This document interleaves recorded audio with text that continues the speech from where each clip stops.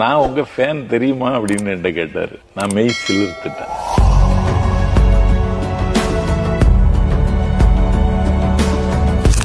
தம்பி விஜய் காலத்தின் தேவை, தம்பி விஜய் காலத்தின் கட்டாயம், தம்பி விஜய் காலத்தின் குரல்.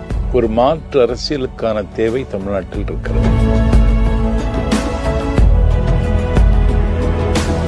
அதெல்லாம் இன்னைக்கு காங்கிரஸ்காரனை கைவிட்டதற்கு பிறகு என் தம்பி விஜய் எடுத்து கொண்டதை கொண்டாடுவது ரொம்ப மகிழ்ச்சியாக இருக்கிறது எனக்கு.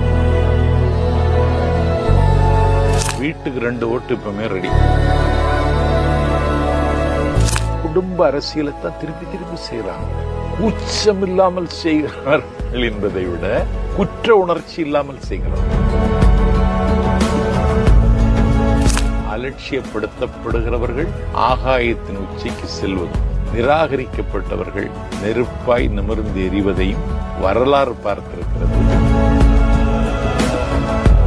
தேர்தல் களத்தில் தகுடுத்து தங்கள் தப்பு தாளங்கள், திருவிளையாடல்கள், திரிவுவாதங்கள் இதையெல்லாம் திமுக